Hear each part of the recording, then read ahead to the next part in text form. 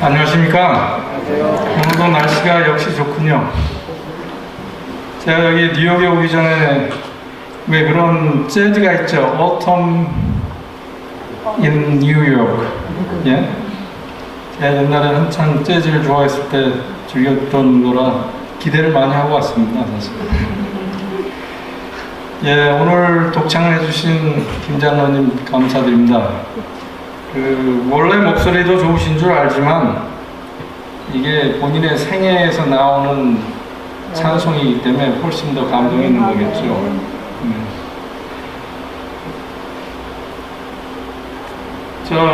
어제는 당뇨병에 대해서 했죠. 당뇨병. 그래서 당뇨병에 대해서 잠깐 복습을 하죠. 당뇨병이라는 거는 일개 병이지만 거기에 깔린 우리의 태도라고 할까요? 거기에 깔린 우리의 철학은 당뇨병에 안 걸린 사람도 똑같이 그런 생각으로 살아가는 것 같아요. 그래서 병에 걸렸든 안 걸렸든 뭐 전기 당뇨병이든 아니든 뭐 숫자가 높든 낮든 그걸 떠나서 결과는 마찬가지 아니겠어요? 그렇죠? 그래서 우리가 이 건강의 의미에 대해서 우리가 또 왜 먹는지 이런 개념을 확실히 하자고 그랬습니다. 그 다음에 먹을 때는 항상 이게 나를 위해 먹는 게 아니고 나를 위해서 평생을 바치는 그 세균들, 무수히 많은 세균들한테 고마워하면서 꼭꼭 씹어 먹자고 그랬죠. 그 다음에 우리가 운동을 한다는 건 칼로리를 소모한다는 게 아니에요. 자동차에 휘발유 넣어놓고 그 휘발유 태우기 위해서 자동차 몰고 다니는 사람은 없어요.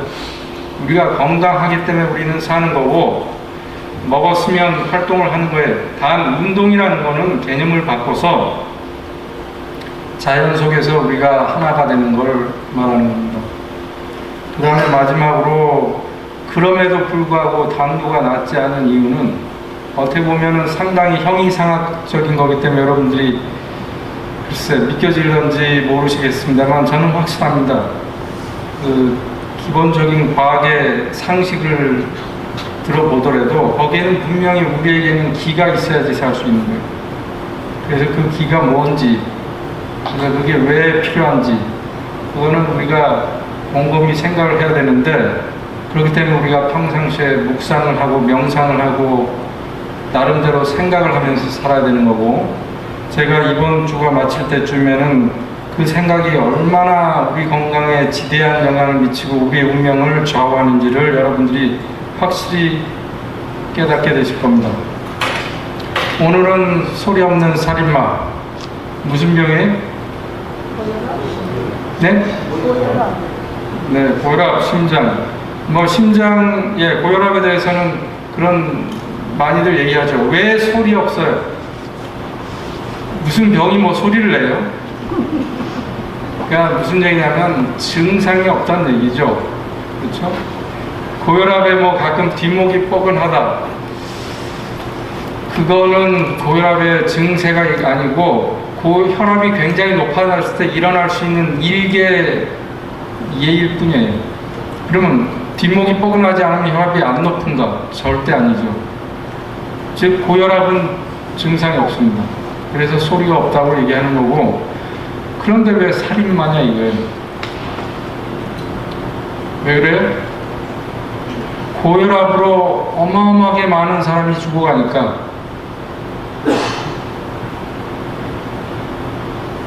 이 고혈압 자체가 사람을 죽이는 게 아니고 고혈압으로 인해서 일어나는 중풍 그 다음에 심장마비가 사람을 죽이는 거죠.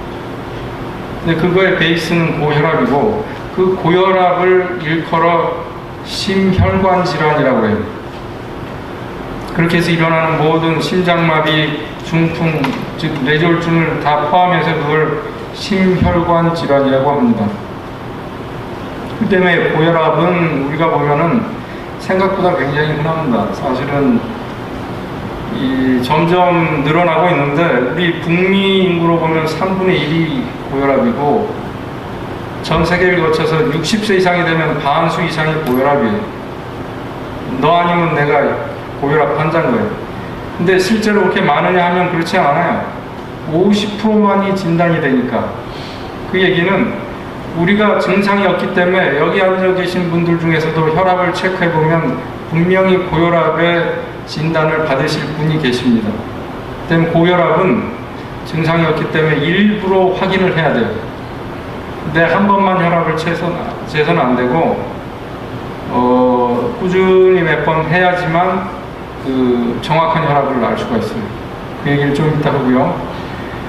진단이 됐다 하더라도 겨우 15%만 제대로 치료가 되고 있어요. 이게 큰 문제예요. 제가 이제 심장외과를 했기 때문에 늘 매년 이제 미국에 학회를 꼭 한 번씩은 왔었습니다. 근데 그 중에 꼭 참석하는 게 American Heart Association에서 하는, 그러니까 소위 말하는 세계 심장 학회죠. 거기에는 수천 명, 최소한 3,500명의 인원이 참가를 해요. 전 세계에서. 그러니까 거기에 오는 사람들은 물론 의사도 있지만 학자들도 있고, 리서치 하는 사람도 있고, 대학원생들도 있고, 널스들도 있고, 영양사들도 있고, 일반 과학자들도 있어요. 그러니까 고혈압과 싸우는 거예요. 그렇게 많은 방이 열려요. 너무 많은 수가 참석해야 되기 때문에 이 미국에서도 큰 대도시에서만 열립니다. 시카고, 뉴올린스, 그 다음에 저기 그 LA에 있는 하여간 그 애나헤임인가요? 하여간 그 큰 도시에서만, 큰 컨벤션 센터에서만 열리는데 그만큼 이 세계적인 가장 큰 문제이기 때문에 여기서 보시다시피 암 다음으로 우리나라에서는 모든 사망이, 사실 심장질환과 뇌졸중을 합치면 암보다도 더 많죠. 그죠? 미국에서는 심장마비로만 죽는 환자가 저렇게, 이 통계를 넘어서 최근 통계는 25%, 그러니까 사망하는 분들의 4명 중에 1명은 심장 때문에 돌아가십니다. 그러니까 그만큼 심장병은 상당히 많은 죽음의 원인이고, 뿐만 아니라 뇌졸중까지 합친다면 굉장히 많죠. 그렇다면은 그거의 근본 원인은 뭐냐? 그게 바로 고혈압이라는 거예요. 그래서 WHO에서는 인류 사망에서 우리가 회피할 수 있는 원인, 교통사고라든지 전쟁이라든지 이런 걸 다 빼면 고혈압이 1순위예요. 그럼에도 불구하고 혈압은 소리를 내지 않기 때문에 용각산처럼 무슨 얘기인지 알아듣시는 분도 계시고, 소리가 나, 증상이 없기 때문에 그냥 방치되고. 그래서 제가 이제 응급실에서도 일을 했었거든요. 캐나다 처음 와서 이제 응급실에서 트레이닝도 받고 이제 그 경력을 쌓아야 되니까 볼런티어로 이제 일을 하면서 이제 스트로크 환자도 오고 심장마비 환자들도 오고 하니, 그럼 물어봐요. 당신 과거 이력이 뭐냐? 그럼 이제 대답을 하기도 하고 안 하기도 해요. 그럼 혹시 혈압 없었냐? 그러면 좀 있었다. 조금 있었다. wasn't too bad. 그렇게 나쁘지 않았다. 이거. 약을 먹었냐? 아무렇지도 않았는데 왜 약을 먹었냐? 이렇게 먹어야 됐었냐? 이런 얘기. 자, 이렇기 때문에 결국 응급실에 왔는데, 그래서 제가 그러죠, 그분들한테. You are so lucky. 그 사람들은 와서 I'm so unlucky 그럴 수 있어요. 하지만 You are so lucky. Why? 응급실까지 와서 의사를 보고 있으니까. 왜냐하면 심장마비 환자들은요, 응급실 오다가 죽고 집에 죽고 그러죠. 뇌졸중도 왔는데 코마로 해서 결국은. 예. 그렇기 때문에 그런 걸 생각하면 우리가 고혈압을 항상 등한시해서는 안 됩니다. 자, 이 사진은 여러분들이 미국 시민들이시기 때문에 가운데 앉아있는 분이 누군지 아시겠죠? 예, 루즈벨트. 네? 네? 예, 프랭클린 루즈벨트. 저게 이제 2차 세계대전이 끝날 무렵이지 않겠어요? 43년, 44년. 제가 이제 저 고혈압의 역사를 빚다가 저 사진을 발견한 건데, 그걸 왜 여러분들께 보여드리냐면, 저게 고혈압의 역사예요. 2차 대전 때 고혈압의 역사를 만든 분이 루즈벨트 대통령. 왜요? 아세요? 캐나다 미국 시민권 시험 볼 때 이거 안 나오나? 문제 내라고 해야 되겠는데. 루즈벨트의 사망 원인은 저기 44년도에는 거의 2차 대전이요. 연합군 쪽으로 승전이 기울었습니다. 그때 이 카이로 회담은 이제 그 아시아권에서 일본이 패전할 건 분명한데, 그러면 우리가 일본의 재산을 어떻게 뺏어 먹을 건가 새 강대국이 만난 거고 말하자면. 얄타 회담은 유럽역에서 독일이 분명히 지고 있는데 끝나면 독일의 그런 보상권과 그런 걸 우리가 어떻게 요청할 거냐로 만난 거예요. 강대국이 스탈린하고 장개석. 여기 두 개의 사진을 보세요. 이게 43년 11월에 만났던 그 가운데 있는 루즈벨트하고 44년 2월에 보이는 루즈벨트가 같은 사람 같아요. 어떻게 저렇게 된 줄 아세요? 병색이 굉장히 짙죠. 병색이 전혀 다른 사람이 됐어요. 늙었어요. 그냥 확 늙고. 루즈벨트 대통령은 결국은 이 얄타 회담이 있고 2개월도 채 못 살고 돌아가셨어요. 백악관 집무실에서 쓰러졌는데 중풍으로 쓰러졌고 그대로 돌아가셨습니다. 이걸로 인해서요, 미국의 의료계가 뒤집어졌어요. 어떻게 했길래 대통령 하나도 그렇게 죽게 만드느냐? 이게 도대체 있을 수 있느냐? 도대체 대통령 주치는 뭐하고 있었냐? 왜 워닝을 안 했겠어요? 혈압이 200이 넘어갈 때마다 당장 쉬라고, 당장 집으로 돌아가라고. 집이 뭐 그거 아니긴 하지만 일 그만하라고. 근데 전쟁의 막바지에 루즈벨트는 그냥 둘 수가 없었던 거예요. 그리고 증상이 없으니까. 그게 문제죠. 그러다가 결국은 어느 날 밤에 저렇게 아무도 모르는 사이에 쓰러져 운명을 했는데, 그 이후로 미국은 정신을 똑바로 차렸어요. 우리가 고혈압은 제대로 진단하고 제대로 치료하자.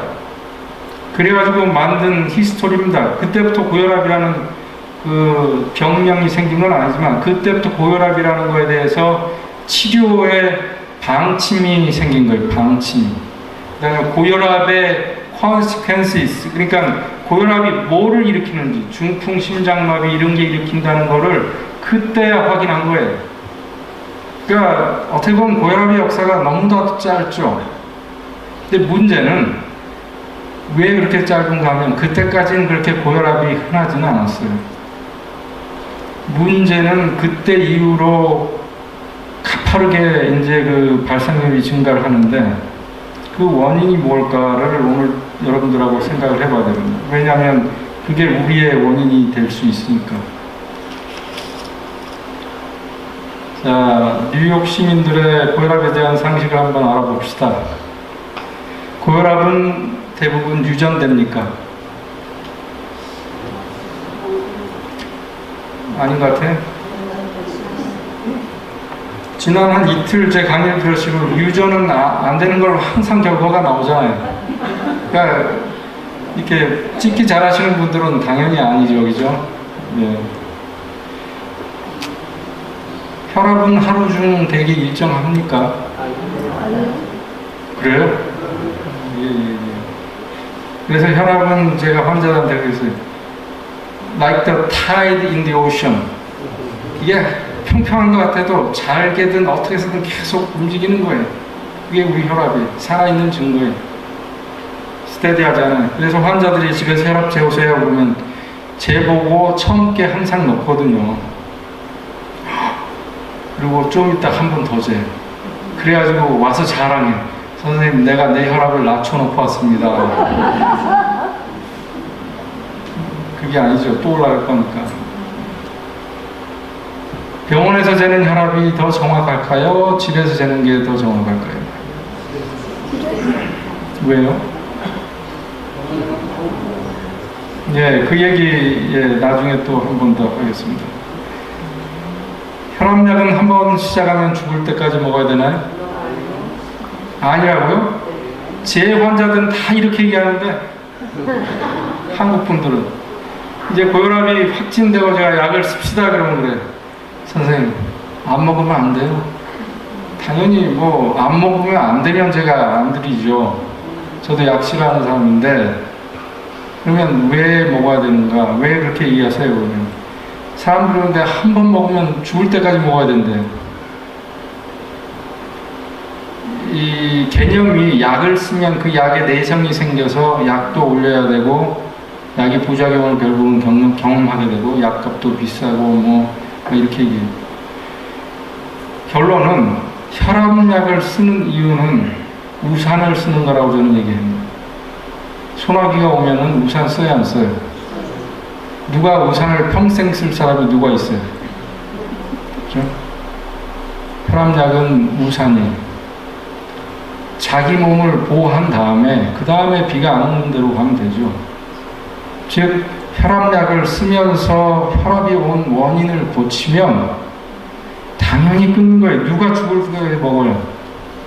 약이 잘못이 아니고 약 먹고 혈압이 좋아져요. 당연히 좋아지라고 약을 먹고 혈압은 며칠 내로 완전히 잡히죠. 그러면 생활이 바뀌어요? 안 바뀌어요? 생활은 안 바꿔요, 절대로. 그날 가서 소주와 삼겹살을 기념으로 친구들한테 한 방 더 쏘는 거예요. 왜? 혈압이 잡혔으니까. 왜? Why not? 자, 이렇게 되니까 혈압을 죽을 때까지 먹을 수밖에 없고, 그럼에도 불구하고 그런 불상사가 또 일어나요. 살을 빼면 혈압이 떨어진가요? 대답이 항상 노노노로 가니까 이제 여기 자신이 없으네. 아, 예스죠, 예스. 자신을 가지세요. 저혈압은 나중에 고혈압으로 되기 때문에 정상 혈압보다 나쁘다. 이건 제가 지어졌네. 제 환자들이 늘 하는 얘기예요. 혈압 진단되면요. 그러게 제가 원래 저혈압이었어요. 처녀 때는 혈압이 너무 낮았고 임신에서도 낮았는데 결국 이렇게 될 줄 알았어요. 저혈압은 그렇게 나쁘다는데. 자, 이 개념을 고쳐드릴게요. 여기 오신 분들은 확실히 아세요. 저혈압이라는 말은 없어요. 저혈압이라는 진단은 없어요. 어느 때에서만 쓰냐면 응급실에서 교통사고가 났거나 총상을 입었거나 출혈심에서 저혈성 쇼크가 됐을 때 혈압이 떨어진 걸 저혈압이라고 해요. 그건 저혈압은 이 병리적으로 나쁜 영향이 와야 돼요. 첫째, 의식이 없어져야 되고, 두 번째, 오줌이 안 나와. 이제 혈압이 떨어졌어. 웨날 셧다운이라고 소변이 안 나와. 그 다음에 이제 말초 혈액순환이 안 돼가지고 사람이 이제 피가 없고 뭐 이렇게 됐을 때를 저혈압이에요. 이건 저혈압. 그 패솔로지, 그러니까 병적인 거죠. 그게. 멀쩡하게 걸어다니고 일하고 밥 먹고 자고 다 하는 사람이 저혈압이다. 그건 있을 수가 없어요. 왜 근데 저혈압이란 말이 생겼어요? 정상 혈압이 얼마죠? 다 120, 80으로 알고 계시죠? 그 끝에다가 이하라고 꼭 쓰세요. 이하. 대학 시험에 제가 문제를 내면 120, 80이라 쓰면은 반점만 줘요. 이하라고 써야 동그라미. 아시겠어요? 고속도로 가다 보면 시속, 여기는 뭐 마일로 따지니까 80 mile for an hour 이렇게 나와 있죠. 그러면 80 마일로 가야 돼요? 80 마일 전으로 달려야 돼요? 네? 그래요? 아니요, 80 마일까지가 한계예요. 그러니까 120, 80이 한계입니다. 안전선이에요, 안전선. 120, 80이 넘으면, 즉 평상시 혈압을 체크해가지고 매일 아침 한 번씩 재서 일주일간 재서 평균을 했더니 120에 80 넘었다. 그거 고혈압입니다. 왜 고혈압이에요? 그 사람은 운명이 달라요. 120이 안 넘은 사람하고 120대 초반하고를 제가 그 아메리칸 어소시에이션 다닐 때 10년 전쯤에 어떤 그룹에서 실험을, 그러니까 그 연구를 했어요. 그런 사람들을 몇백 명씩 모아가지고 한 10년을 쫙 팔로우를 해봤더니 110대 혈압은 뭐 심장마비나 이런 뇌졸중이 거의 없는데 120대 환자들도 있더라 이거예요. 무슨 얘기인지 아시겠어요? 그러니까 120이 넘으면 안 돼요. 그러면 왜 고혈압의 정의를 120에 80 이상으로 하지 왜 140에 80, 140에 90으로 했다가 올해부터 낮췄죠. 그것도 130에 85로. 예? 왜 그랬겠어요? 만약에 120, 80 이상을 고혈압 환자라면요, 이 경제가 마비돼요. 다 환자가 되고, 다 병간해야 되고, 다 약 먹어야 되고, 다 보험에서 컴펜세이션 받아야 되고, 경제가 망해요. 그렇기 때문에 그렇게 할 수 없어요. 그러니까 여러분들이 그런 비하인드 스토리를 잘 알아야 거기에 내를 맞춰서는 안 된다는 걸 아실 거예요. 최소한 내 몸은 정부에서 만든 기준으로 하고 싶지 않아요. 왜냐하면 그거는 여러 가지 상황을 고려한 거지. 내 건강을 따지는데 우리나라의 경제를 생각해서 아까 아직 죽을 확률이 좀 있으니까 높아주자 이렇게 사실래요? 나라를 위해서? 아니요. 여러분은 120에 80을 넘으면 절대 안 된다고 하셔요. 아시겠어요? 그리고 또 하나, 낮을수록 좋아요. 낮을수록 좋아요. 90에 60이면요, 그분들은 복받았다 생각하셔야 돼요. 한쪽으로 나는 왜 저혈압 환자야? 그러니까 어지럽지. 그건 다른 얘기예요. 다른 얘기. 그렇게 해서 어지럽 같으면 응급실 가셔야 되는 거예요. 큰 문제예요. 자, 그렇게 이런 오늘의 요 슬라이드 하나가 여러분들한테 많은 걸 고쳐주고 있죠? 그러니까 그런 개념이 중요한 거예요. 항상 개념. 그래서 항상 제가 뭐 개념 따지는데, 유전 얘기를 한번 보여드릴게요.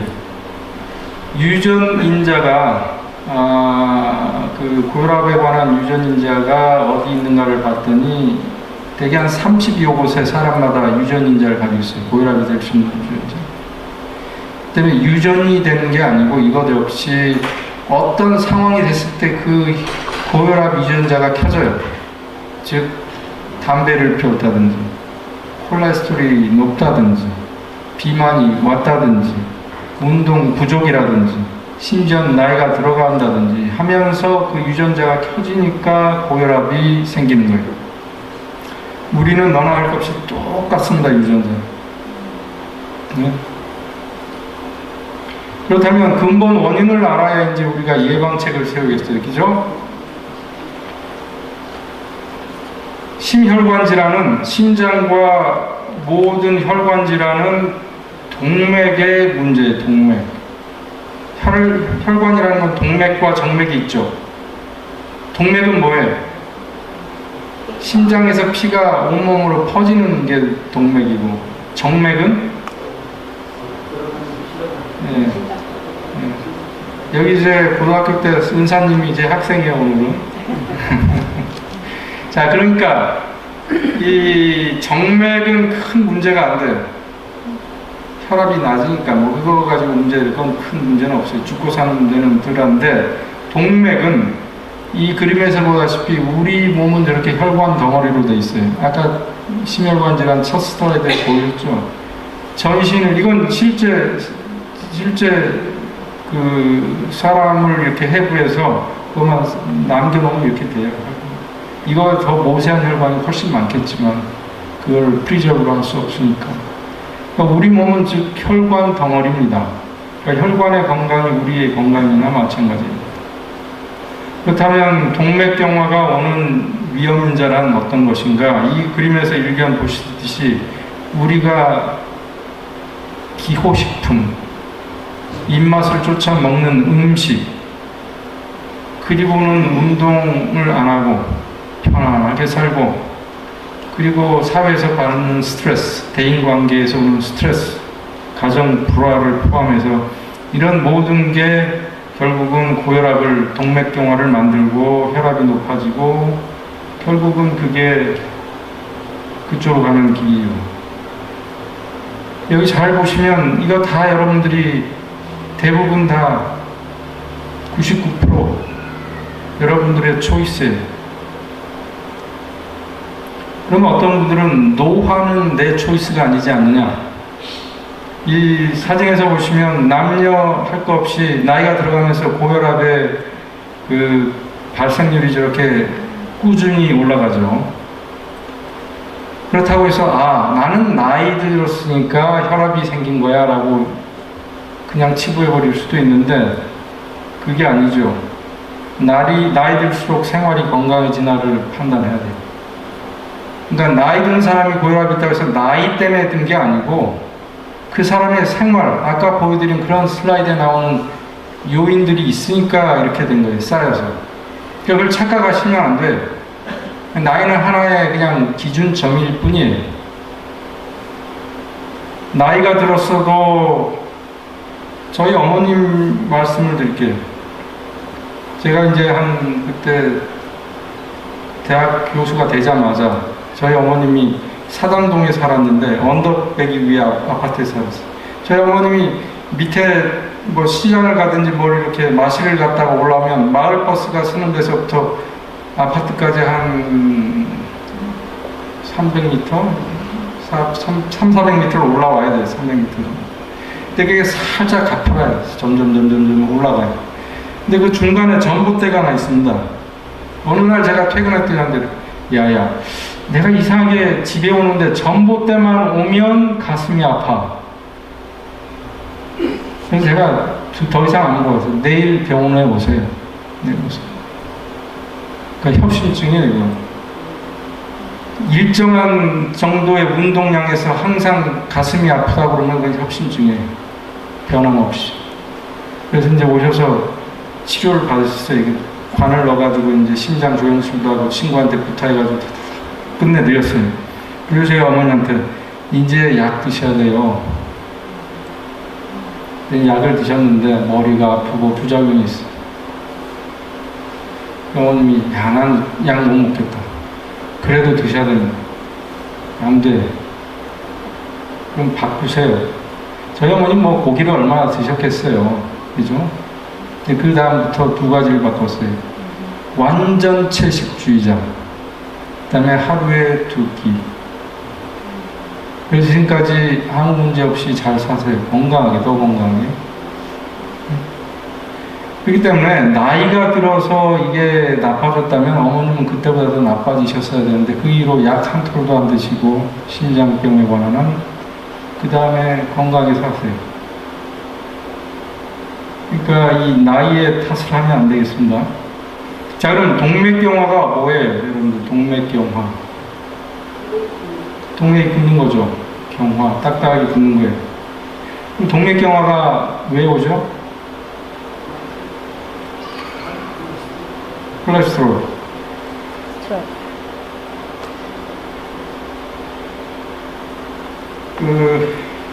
생후 1살 된 애들은 되게 이제 그러니까 그 모유를 띠고 뭘 먹기 시작할 때쯤 될 때, 그죠? 근데 그런 아이들이 어떤 이유로 사망을 해요. 부검을 해봤는데 우연히 그런 아이들의 동맥에 경화가 와 있는 걸 발견했어요. 예? 1살짜리가 언제 걔가 삼겹살 먹었다고? 응? 그 아이들의 배경조사를 보니까 100이면 100 다 분유를 먹은 거예요. 자, 여러분들 분유가 뭐 다 좋다, 뭐 안전하게 처리했다. 분유에 있는 프로테인의 80%는 우리 몸하고 안 맞아요. 단백질의 80%는 우리 몸하고 안 맞아요. 맞는다면 여러분들 뭐 까짓것 콩팥이식도 소 잡아다가 그냥 하면 얼마나 좋겠어요. 전 잘 알아요. 왜냐면 심장 제가 하기 때문에 심장의 부품, 그러니까 뭐 판막이라든지 이런 거 막 돼지, 개, 소 이런 걸로 제가 실험 엄청 했습니다. 이따 자세히 보여드리는데 안 맞아요. 우리 몸하고 너무너무 안 맞아요. 같은 인간끼리도 안 맞아서 치고 거쓰려고 하는 판에 어떻게 소젖이 우리 애기한테 맞는다고 생각하고 주는지 전 이해할 수 없어요. 그러는 저도 저희 아들 낳았을 때 파스텔을 분유 먹였어요. 제일 비싼 거. 물론 저희 와이프가 일을 해야 되고 했지만 그런 아이디어가 없었어요. 근데 이제 이런 게 밝혀진 다음에 제가 저렇게 생각하니까, 이야, 진짜 무지했구나. 애는 그냥 그 면역이 약합니다. 면역이 만약에 어른 같은 상황에서 처음으로 분유를 딱 먹였으면 못 살아요. 설사해대고 온몸에 애토피처럼 막 일어나고 잘못하면 쇼크에 빠져요. 푸드 알러지 아시잖아요. 땅콩 잘못 먹고 뭐 사망할 수도 있는 그런 상황이 될 텐데, 생후 태어난 아이들은 면역이 거의 없어요. 면역이 없기 때문에 아무 문제가 없는 거예요. 거부 반응이 없어서. 그런 아이한테 먹이기 시작하니까 낳은 지 바로 그 다음날부터 뭐 먹이잖아요. 계속 포뮬라를 계속 먹이면 걔한테서는 알러지 반응이 겉으로는 안 일어나요. 하지만 속에서는 진행이 되는 거예요. 그게 바로 전신혈관의 염증이 오는 거예요. 자, 이런 상황에서 우리는 아무 일도 몰라요. 혈관에 염증이 왔는지 몰라요. 염증이 온다는 건 혈관이 끈적거리게 되는 거예요. 그런 상황에서 아이가 커서 좀 동물성 지방을 섭취했을 때 콜레스테롤이 올라가면, 그때 거기에서부터 1년에 우리가 알고 있는 이 뭡니까? 동맥경화의 병리 현상이 막 일어나는 거예요. 그걸 제가 이 슬라이드로 보여드릴게요.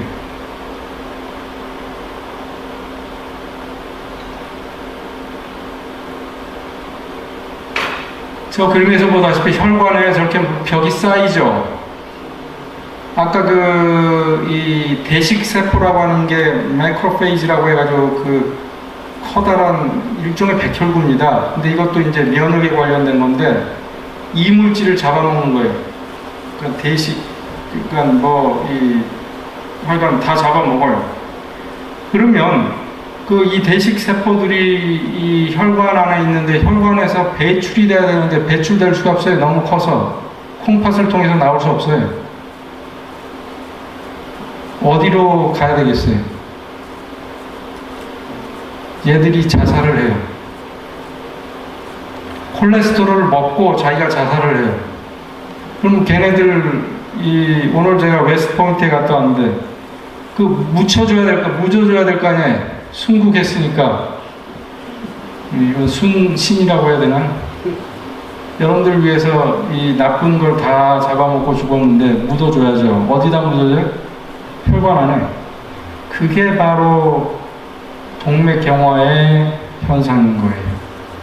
이 원리를 알면은, 이런 깊은 철학을 알아야 도대체 우리 몸이 이렇게 되고 얼마나 많은 이 대식 세포들이 나를 살리기 위해서 죽어가는 애를 생각하고, 그것들이 묻힌 무덤이 동맥경화예요. 이 사진을 보여드리면, 실제로 이제 환자의 혈관인데 저런 식으로 되어 있어요. 이렇게 무덤을 이제 이렇게 깨보면 그 안에 이렇게 피떡처럼 막 나와요. 이제 죽은 세포들의 비유를 하자면 시체죠. 저게 굳어가지고 얼마나 딱딱한지 이 수술할 때 이 바늘이 안 들어가요. 바늘이 안 들어가요. 딱딱하다는 얘기는 좋은 게 아니죠. 약한 거에 딱딱한 탄력성이 없기 때문에. 작은 혈관에 딱딱한 경우면 쉽게 터지겠죠. 비스켓이 조금만 힘 받으면 부스러지지 그게 힘이 있어요? 비스켓하고 똑같아요. 그러니까 혈관이 터지죠. 그러니까 중풍이 오겠죠. 그렇죠? 그러니까 이게 바로 동맥경화의 진실이에요. 자, 이런 이제 기본 상식을 가지고 여러분들이 그 다음에 이제 혈압 얘기를 합시다. 아까 말씀드린 정상 혈압은 120에 80 미만이어야 되고, 고혈압은 130에 80이 넘으면 고혈압이라고 올해부터 기준이 바뀌었고, 왜냐하면 140을 해놨더니 130대에 있는 사람들이 그렇게 죽어나가는 거예요. 이제 따져보니까 그 사람들 약물 치료하는 게 경제적으로 이익이다라고 생각해서 미국 정부부터 해서 이걸 바꾼 거예요. 경제적으로 이익이기 때문에, 국익이기 때문에. 아시겠어요?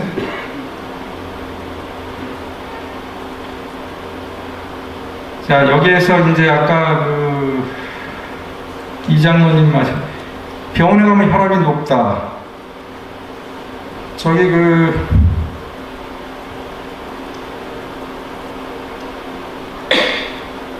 이 화이트 코트 신드롬 또는 화이트 코트 하이퍼텐션이라고 하는 게 있어요. 그죠? 의사들이 하얀 가운 입고 일하니까 환자들이 오면 그걸 보고 이것도 나 주사 주지, 나 이거 뭐 아프게 할 거지, 나한테 위협할 거지, 겁줄 거지, 이래서 환자들이 병원 오면 자기도 모르게 심리학적으로 긴장을 한다는 거예요. 그래서 요새는요, 소아과 의사부터 시작해서 와이코트 안 입죠. 그거 아세요? 그래서 아이들한테 이 사이콜로지컬한 트라우마를 아기 때부터 준다 해가지고 청바지에 셔츠 입고 애 들고 오잖아요. 자, 어쨌든 그런 상황에서 보면은요, 이 와이코트 고혈압은 집에서 재면은 정상이에요. 135 미만이 나와요, 항상 집에서는. 근데 클리닉이나 병원만 가면 140이 항상 넘어요. 그런 분을 화이트 코트 고혈압이라고 해요. 자, 그럼 옛날에는 이런 사람들을 우리가 뭐라고 했냐면, 의사도 웃으면서 집에서는 괜찮은데요? 그러면 하하, 그렇군요. 뭘 이렇게 긴장하세요? 내가 화이트 코트도 안 입었는데, 이렇게 농담하고 끝냈어요. 그게 불과 3, 4년 전까지만 해도. 근데 그런 사람들을 AHA, 아까 말한 아메리칸 하트 어소시에이션에서 꾸준히 팔로우를 해보니까 이런 사람들도 고혈압 환자랑 똑같이 죽어나가요. 심장마비나 뇌졸중으로. 그래서 이제는 와이코트, 즉 집에서 정상이었더라도 클리닉에 가서 고혈압이면 고혈압이라고 치료를 하자는 걸로 돼 있어요. 그러니까 이 원칙이 그렇게 바뀌었어요.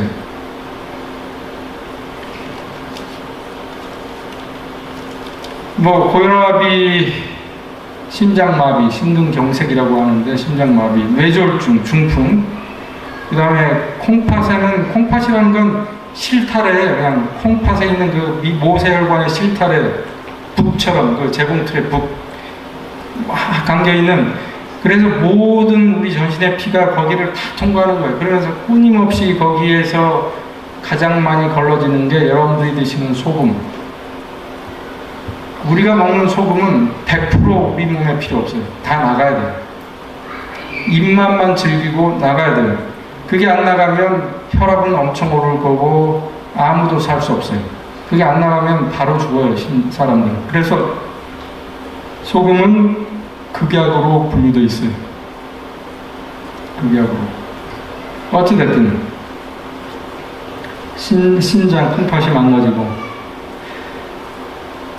여기에서 왼쪽을 보시면은 심장이 잘 뛰다가 심장을 근육을 서플라이해주는 관상동맥이라고 그러죠. 심장 근육이 얼마나 일을 많이 합니까? 산소가 많이 필요한데 그 관상동맥이 막히거나 좁아지면 저런 식으로 그 혈관이 이렇게 분포해서 산소를 보내주는 영역이 썩게 되는 거예요. 그게 심근경색이에요. 저게 일반 용어로는 하트 어택이에요. 한국말로 심장마비. 그 부분의 근육이 마비돼요. 심장 자체가 다 마비된 게 아니고 그 부분의 근육이 일을 못하죠.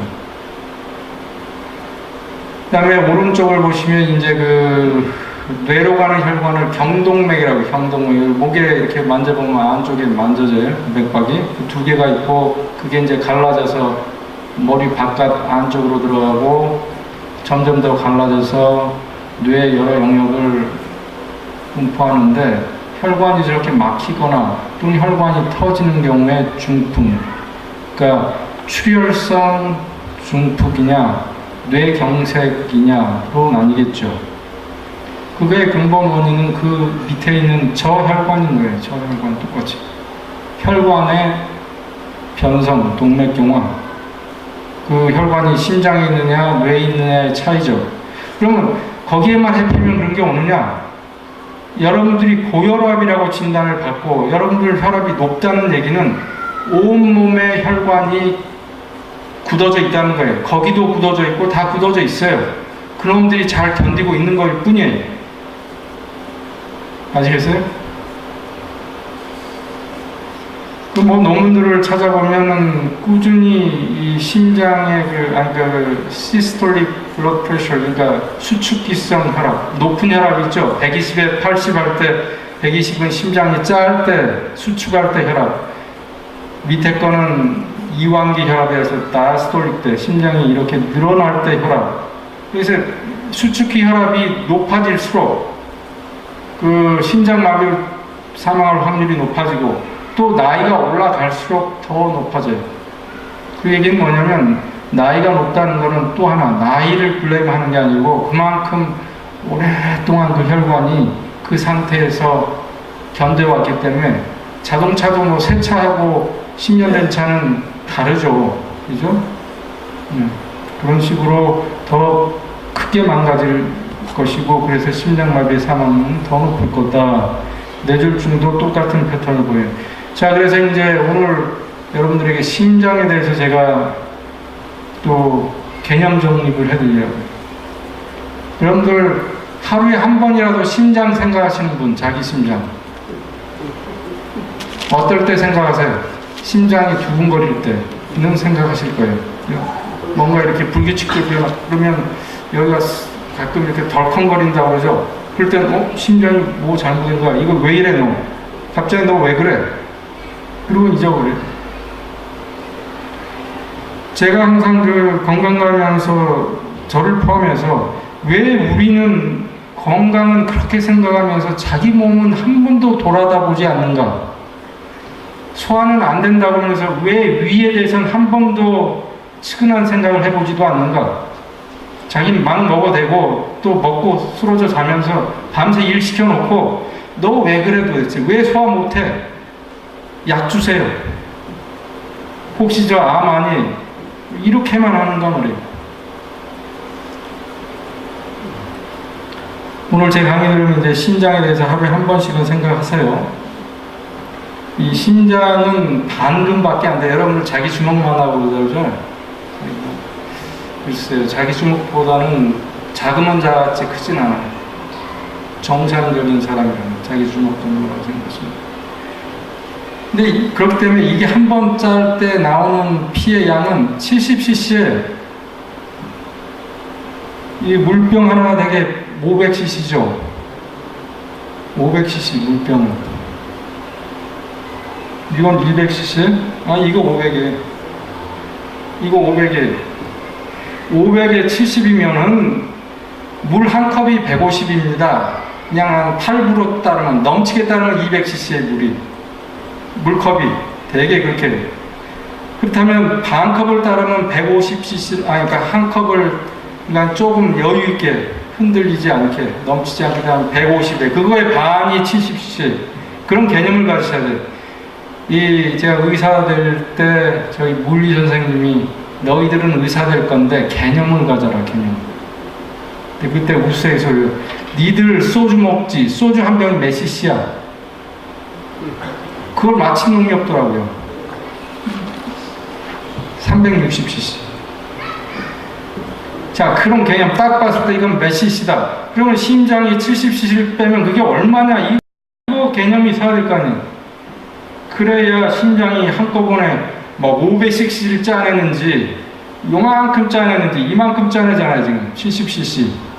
자, 그렇게 짜내는 양 가지고 하루에 35드럼이나 짜내요.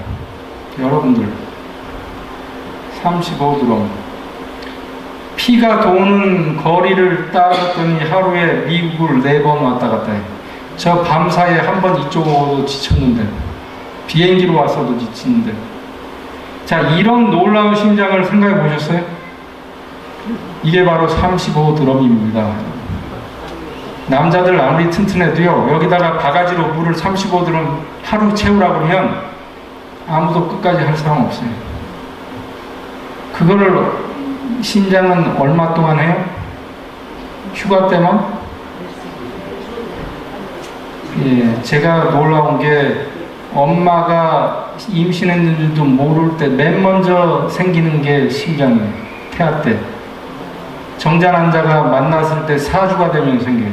그때부터 뛰어요. 그러니까 엄마가 내 왜 생리가 늦어지지 할 때 이미 심장 뛰고 있어요. 태아심장. 그때부터 뛰어서 언제까지 뛰어요? 마지막 숨이 넘어갈 때까지 뛰어요. 그러니 이렇게 뛰면서 이렇게 많은 혈액을 매일매일 쏟아내는데, 제가 얘기한 계산의 기준은 하루에 70번만, 분당 70번만 꾸준히 뛰었을 때, 이게 여러분이 70번만 뛰어요? 밥 먹을 때 더 뛰고, 흥분하면 더 뛰고, 계단 올라가면 더 뛰고, 물론 운동하면 더 뛰고, 그게 나쁘다는 건 아니지만 그걸 다 커버하는 심장을 생각하시라 이거예요. 자기 심장을 이렇게 동정하라는 게 아니라 내 심장, 이거 한 1분도 없으면 죽을 수밖에 없고 3분만 멎으면 내 산은 완전히 뇌가 썩어서 돌이킬 수 없는 상황이 되는 그 심장을 생각하자는 거예요. 그래서 저는 여러분들한테 심장 좀 사랑합시다 라고 오늘 말씀드립니다. 사랑할 수 있겠어요? 그 정도면? 여러분을 살라고 매일매일 35드럼을 짜주는 심장을 사랑할 수가 있겠어요? 사랑해야 돼요. 저는 배경이 심장외과지만 더군다나 저는 이상하게 심장에 대해서 대학생 때부터 매력을 느껴가지고 개구리 해부하고 심장이 팔딱팔딱 뛰는 것부터 생각해서 나는 심장을 가야 되겠다. 그다음에 제 아버님 말고 처음으로 제 앞에서 사람이 죽는 모습을 본 게 심장마비로 죽는 환자였어요. 응급실 제 본과 3학년 때. 그래서 저는 결심했어요. 나는 심장을 다루는 의사가 되겠다. 제가 이제 대학에 남자마자 제가 원치 않은 거였는데, 이제 저희 한국하고 일본하고 인공심장을 같이 힘 합쳐서 개발하는 프로젝트가 시작됐어요. 한국의 심장외과 학회에서 저한테 가라 이거예요.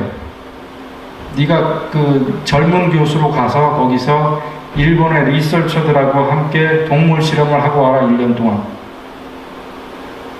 그래서 오케이. 나는 이 인공심장 하는 게 내 전공하려고 한 게 아니고 소아심장 외과 되는 게 내 전공인데, 그러면 연수는 따로 가게 해달라.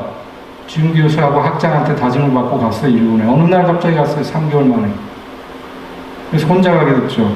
오사카에 있는 국립심혈관 센터가 있어요. 오사카 대학 옆에 큰 센터입니다. 거기 가면 건물 하나가 다 인공심장 개발하는 팀이에요.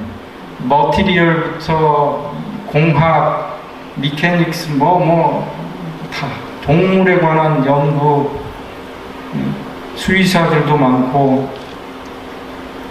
이제 이 송아지에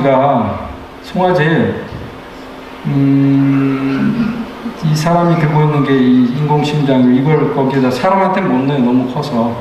이제 송아지한테 넣고 이제 테스트하는.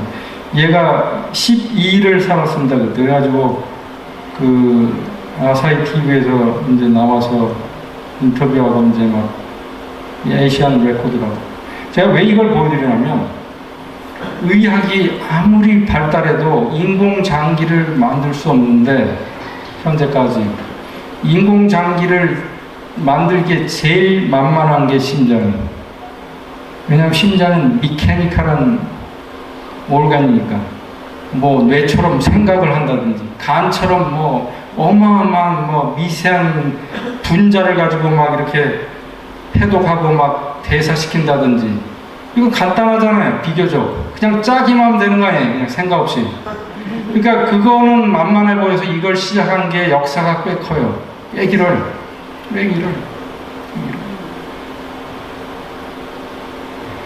그런데도 지금 그때로부터 거의 25년이 지났는데도 아직도 혈관 제가 찾아봤어요.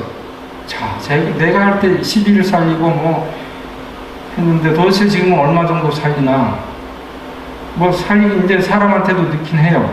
하지만 사람이 배터리를 메고 다녀야 되고, 상상이 가죠? 인공심장 우리랑 배터리가 있어야 되고, 그 다음에 그걸 항상 가지고 다녀야 되고, 이게 들락날락하는 이제 코드가 피부를 통해 들어가면서 감염이 항상 될 수 있고, 그 심장의 머티리얼이 인조기 때문에 거기서 핏떡이 생기고 그게 순식간에 내려가서 막아서 순식간에 사망하기도 하고 감염이 돼가지고 폐혈증으로 죽기도 하고 이 환자를 살리기 위해서는 어마어마한 의료진이 그냥 24시간 코를 대기하고 있어야 되고 예? 아직도 요원해요. 자, 그만큼 우리 심장은 제일 간단해 보이는 5개 장기 중에 제일 간단해 보이는데 그만큼 힘들어요. 아직. 관상동맥을 왜 관상동맥이라고 하는지 아세요? 제가 예과 2학년 때, 본과 1학년 때 해부학을 하는데 심장에 있는 동맥이 관상동맥이에요. 한자는 모르고 심장이 관상을 보나? 아하, 아니, 관상을 보면 이 심장이 동맥이 나쁘면 빨리 죽고 하니까 관상동맥인가 보다. 그때 그게 아니고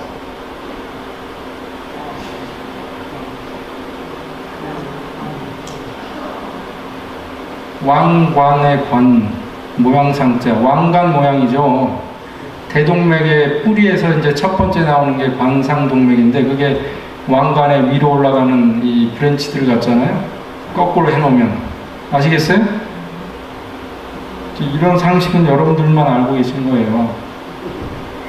자, 또 하나 기가 막힌 걸 오늘 말씀드립니다. 심장이 피를 보낼 때는 심장이 수축할 때요, 늘어날 때요?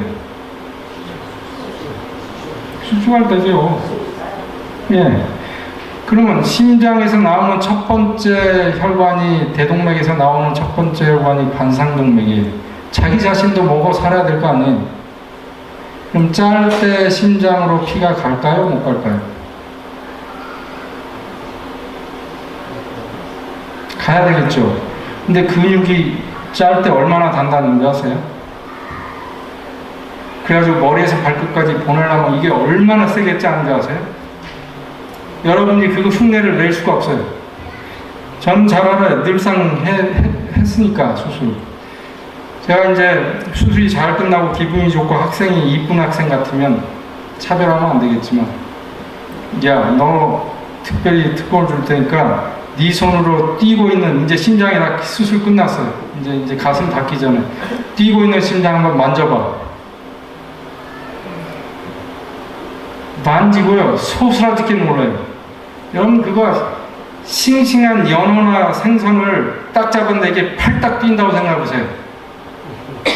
얼마나 소스라지게 놀라고 그냥 징그럽다고 할까? 그냥 그 느낌 아시죠? 그 다이내믹한 그 당력, 그 살아있는 생물의 움직임. 그게 바로 심장이 뛸 때 오는 전율이에요. 전율. 그러니까 그렇게 세게 짜는데 짤 때는요 바늘도 잘 안 들어가요. 그런데 어떻게 피가 들어가요? 심장 뭐 먹고 살아요? 심장 안에 있는 게 스며들까요? 이 개념을 여러분들이 아시면 이거는 이 PhD감에 박사학이라는 게 PhD, 필라소피가 있어요. 이런 철학을 가지고 있어야지 그게 박사학위가 되는 거예요. 뭐냐면 심장은 이완기 때 피를 받아요. 근데 이완기 때 누가 줘요, 피를? 심장 밖에 자그마한 심장이 또 있어요? 짜져요, 이쪽으로 역으로? 아니, 심장이 피를 딱 짜면요 대동맥을 비로 해서 모든 혈관들이 살짝 늘어나줘요. 그러니까 장단을 맞추는 거예요. 심장이 지날 때 자기네는 살짝 늘어나줘요. 그래서 쉽게 피가 지나가도록. 그걸 혈관의 탄력성이라고 해요. 이해가 되시죠? 대동맥은 탄력성이 있어야 돼요. 그 다음에 심장이 이완할 땐 얘네가 다시 수축을 해줘요.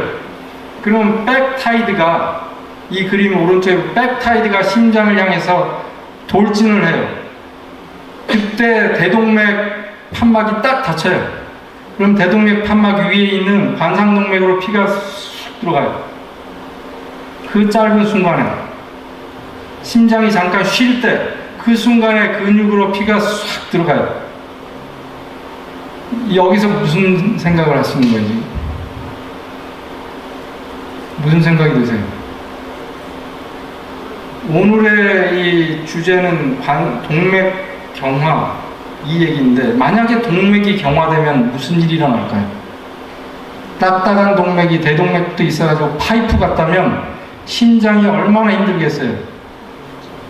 좋습니다. 관상동맥은 100% 멀쩡하고 나머지 혈관만 동맥 경화 왔다고 칩시다. 그럴 일은 절대 없지만 심장이 짰는데 늘어나 주지도 않아. 파이프 해가지고 쏘아보세요. 한번. 얼마나 힘들겠어요. 자, 그 다음에 쐈더니 쑥 가고 안 와. 아무것도. 난 먹을 게 없어. 심장처럼 산소를 제일 많이 요구하는 데가 뇌하고 심장밖에 없는데, 심장은 뭐 먹고 살아야 도대체 누가 피를 줘요? 그래서 여러분들이 심장을 사랑하는 방법은 혈관의 탄력성을 유지해 주는 거예요. 심장이 그렇게 내 몸을 살리면 혈관이 늘어났다가 힘들지, 늘어났다가 그래 너도 먹어 그러고 다시 짜줘야죠. 그게 기브 앤 테이크 아니에요. 이런 개념을 가지고 있어야 여러분들이 심장을 사랑하는 이유가 생겨요. 방법이 생기는 거예요. 내가 어떻게 내 심장을 보호해주고 얘를 참 위할까? 그럼 내가 뭘 조심해야 될까? 어떻게 해서 내 동맥을 좀 탄력있게 유지할 수 있을까? 이제 이 아이디어가 뜨는 거예요. 자, 그것까지 알면 사실은 나머지는 여러분들이 찾아서 하셔도 돼요. 근데 시간이 좀 많이 남아서 좀 더 하겠습니다. 그냥 이다음부터는 편안하게 들으세요. 심장마비라고들 많이 하고 이걸로 많이 급사를 하는데, 의학용어로는 관상동맥 질환, CAD, Coronary Artery Disease. 그 다음에 허혈성 심장질환, 이스케미카라는 게 피가 잘 안 간다는 뜻이고, Heart Disease, IHD라고도 하고. 그러니까 막 용어가 많아요. 여러분들 이제 뉴스나 이런 데서 보면 Coronary Artery Disease는 요새 뉴스에도 가끔 나오는 말인데, 마이오카디알 인파크션, 그건 이제 나타난 결과, 병리적인 결과를 가지고 하는 용어예요. 그러니까 다 똑같은 얘기예요, 지금. 하트 어택이나 심근경색이나 관상동맥 질환이나 허혈성 심장질환이나 같은 얘기를 이 학자마다 자기 전공에 따라서 붙이고 있는 거예요. 해부학자가 붙인 이름, 병리학자가 붙인 이름, 내과 의사가 붙인 이름, 예? 일반인들이 붙인 이름, 이렇게. 그 중에 협심증은 여러분들 잘 아시죠? 협심증. 협심증이 뭐예요?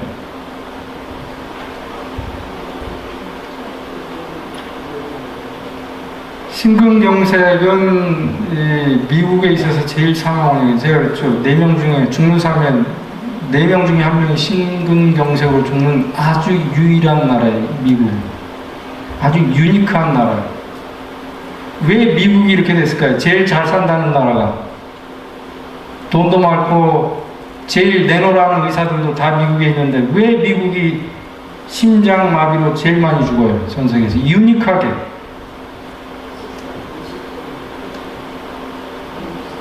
그거 좀 이따가 한번 보여드릴게요. 협심증이라는 건 뭐냔 말이죠. 사진에서 왼쪽에 있는 혈관처럼 좁아져 있기만 하면은 저희 어머님처럼 심장에 어느 정도 무리가 가서 혈관에, 그러니까 피가 더 와야 되는데 딱 그 순간이 됐을 때 상대적으로 산소가 모자라요. 그 관상동맥이 탁 좁아져서 그걸 스테이블한 엔자이나, 스테이블. 그러니까 그만큼 운동 안 하면 평생 가슴 아플 일이 없는 거예요. 그렇죠? 그러니까 그 순간이 되면 아파요. 그만큼 산소 요량이 올라가면. 이해가 되시죠? 그게 협심증인 거예요. 근데 옛날에는 불안정성 협심증이라고 했던 말인데, 그게 바로 이제 이쪽 오른쪽 부분에 있는 것처럼 좁아져 있는데 거기에 그 무덤에 열려가지고 이제 조각들이 이제 떨어져 나갈 수가 있어요. 무덤이 깨끗하게 덮이지 않고, 아까 말씀드린 이 대식세포 죽은, 거기에 딸려가 있는 세포들이, 죽은 세포들이 떨어져 나가면, 그게 이제 말초로 가면서 더 좁은 데는 꽉 막아버릴 거 아니에요. 그렇게 되면 이제 이거는 가만히 있어도 아파요. 가만히 있어도. 그리고 점점 더 아파지고, 이제 그 심장의 박동의 변화가 오기 시작해요. 그게 바로 이제 우리가 말하는 심근경색, 하트 어택이 두말할 것 없이 911을 불러서 가야 되는 거예요. 그래서 이 엔자이나가 올 때 원인을 보면 이 닥터 네터라고 하는 사람이 화가면서 의사인데 잘 그렸어요. 저 그림을 보세요. 뭘 보세요, 저기서. 이 중후년, 한 나이가 60 중반? 초반? 60은 돼 보이는 세일즈맨 같죠? 스트레스도 좀 받은 것 같아요. 그러니까 바에서 나오면서 담배가 하나 땅에 떨어져 있어요. 식후 뭐라고 한 대 쫙 피고 집에 가려고 건하게 술도 한잔 한 것 같아요. 얼굴 보면. 밥도 잘 먹은 것 같고, 무거운 가방 들고 나오다가 계단 딱 몇 개 올라오는 순간 찬바람이 부는 것 같고, 찬바람도 표시되어 있죠, 저게. 자, 저 그림이 그냥 그림이 아니에요. 거기에 모든 의학 지식이 다 포함된 그림이에요. 그게 바로 협심증의 트리거. 근본 원인이냐 하지만 그 원인은 이미 가지고 있다가 그게 이제 트리거가 돼가지고 발작이 나오는 거죠. 그렇죠? 근본 원인은 여기 있어요. 아까 잠깐 보여드렸는데 고혈압의 위험 인자나 이거나 똑같은 거예요. 여러분들이 이제 아스피린 잘 아시죠? 베이비 아스피린 81mg 물 드시고 계시는 분. 네, 좋습니다. 혹시 그 전에 중풍이나 심장마비를 알아서 드시면은 드셔야 돼요. 근데 그런 게 없는 분들은 안 드시는 게 원칙으로 바뀌었습니다. 무수한 세월 동안 검사를 했어요. 아무 그런 과거력이 없는 분들한테 이제 당이 좀 있다, 콜레스테롤이 있거나 고혈압 있는 사람들한테 의사들이 베이비 아스피린 하나씩 드세요. 왜냐하면 혈관이 막힐 수 있으니까 훨씬 위험이 줄어듭니다 하고 꽤 오랫동안 권유해 왔어요. 근데 그게 불과 한 5년도 안 됐어요. 3년, 4년 사이쯤에 바뀌었어요. 2016년도에 급기야는 메타어널리시스, 모든 에스피린을 먹는 사람들, 그런 백그라운드 없이 그냥 먹는 사람들을 다 데리고 이 사람들한테 과연 득이 되나 안 되나 실이 되나를 조사해봤더니 모든 논문들을 다 모아가지고 모아서 컬렉티브 리뷰를 해보니까 결과가 이거예요. 별로 도움은 안 되고, 반면에 그런 분들이 중풍이 오면 출혈이 심해서 출혈 때문에 안 돌아가실 분이 돌아가셔요. 저 같은 경우는 특히 우리나라 사람들, 아시안들은 출혈이 더 심해요. 서양인들은 더 동물성인 것 같아요. 그래서 클럿이 더 잘 생겨요. 동양인들에 비해서 훨씬 더. 그런 분들을 위해서 특히 동양인한테는 치명적인 거예요. 출혈이 올 테니까. 그래서 그건 해가 더 된다는 거고, 살짝 더 된다는 거고, 그 다음에 또 하나는 아스피린 때문에 위장장애로 위출혈도 올 수 있다. 그래서 안 먹는 게 정답이다라고 결론이 돼 있어요. 그냥 참고로 제가 말씀드린 오늘 보너스로요. 자, 그러면 이제 오늘의 결론. 어떻게 우리가 이 심장을 이제 여러분들이 심장 참 고맙구나. 이제 내가 이제 심장을 위해서 내 동맥의 건강을 유지해야 되겠다. 자, 그러면 어떻게 유지할 건가? 이 얘기를 이제부터 하는 거예요. 만약에 여러분들이 혈압이 높으시면 당장 혈압약을 드세요. 제가 그랬죠. 비가 오는데 끝까지 고집 부리면 옷만 젖을 뿐이에요. 그렇다고 우산을 끝까지 평생 받으라는 얘기는 아니고, 혈압을 조금이라도 낮춰주면 그만큼 스트로크, 하트 어택, 심장이 지쳐가지고 하트 페일리어가 되는 확률이 주니까. 그죠? 그래서 약을 드실 때는 부작용이 있다는 것도 아셔야 돼요. 그 부작용이 뭔지 여러분들이 아셔야 돼요. 자기 먹는 약의 부작용이 뭐라는 걸 공부해서 아셔야 돼요. 한국 분들은 특징이 약명을 못 외워. 혈압약이면 혈압약 하나, 혈압약이 수십 가지가 있는데도 하나, 혈압약. 당뇨약 하나. 저 당뇨약 먹는데요? 무슨 약을 드시는데요? 예? 당뇨약이라니까요? 얼마나 드시는데요? 하나요. 그리고 저한테 와서 그 약 주세요. 그러는 거예요. 그 약 주세요. 예? 그 약이요? 혈압약도 똑같지.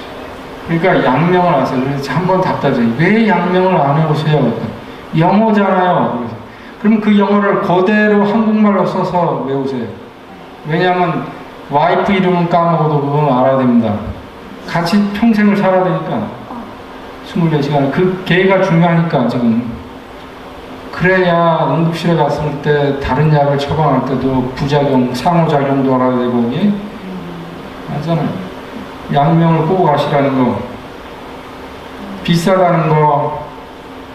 또 약을 먹고 난 다음에 의사가 그래요. 아, 혈압 정상입니다. 된 거예요? 됐어요? 안 된 거예요. 일단 우산 쓴다는 얘기예요. 비 안 맞습니다라는 얘기지 평생 우산 쓰고 사실 건 아니니까 혈압약 끊도록 노력을 계속 하셔야 된다는 거. 그거 진짜 중요한 거예요. 사람들이 혈압 정상되면요, 야, 좋은 약 찾았어. 아, 그 의사 좋은 약 주대. 뭐 이렇게 하고 살아요. 똑같이 기분 좋게 살아요. 그러면 안 되고 노력을 해야 되고, 그렇다고 해서 습관이 바뀌면 당연히 중단할 수 있다는 것을 목적으로 해야 되고, 한 번 시작했으면 제발 좀 약을 벌레 보듯이 하지 마세요. 우리 특히 그 뉴스타트를 하시는 분들은요, 약을 벌레 보듯이 해요. 제가 잘 알아요. 그래서 약을 먹으라고 하면 자기의 수치로 생각해요. 아, 내가 뉴스타트를 잘 못해서 약까지 먹게 됐구나. 뭐 그렇지는 않겠지만, 약을 드시라면 약을요 벌레 쳐다보듯이 쳐다보고 타가요. 그래가지고 그 약이 무슨 효과가 있겠어요? 제가 말씀드렸다시피 이 위약 효과, 플라시보 효과에 대해서는 마지막 날 제가 말씀드리는데, 밀가루도 기도하는 마음으로 먹으면요 병이 나요. 그게 우리 몸에 있는 숨겨진 치유인자가 작동하는 거예요. 그럼 과학적으로 증명돼 있어요. 그걸 보여드릴 거예요. 그렇기 때문에 약을 시작할 때는 제발 고맙습니다. 약아 고맙다. 잠시 너의 힘을 빌리자. 잠시 너의 힘을 빌리자. 내가 노력 더 하마. 그래서 고혈압, 심장병을 치유하고 예방하는 길은 체중의 부담을 줄여주는 거고, 음식을 골라 먹는데 최소한 우리가 음식 먹을 때 입맛에 앞서서 내 몸에 해가 되나 안 되나 좀 한 번 더 생각해 보자고요. 당연히 해가 된 줄 압니다. 알고 먹어요. 뭐 그거 모르고 먹는 사람 없어요, 이 세상에. 햄 소세지 예를 들면 삼겹살을 맛있게 구워서 얼마나 여기 죄송합니다. 맛있게 드시는 분들, 그러면서 뭐라고 하는지 알아요? 나는 그래서 야채를 더 먹어야 돼. 그래요. 그러니까 마음에 안 드는 놈 주먹으로 한 대 때려놓고, 자, 10,000원 줄게. 이거는 아니죠. 때리지 마세요. 그러면 되는 거예요.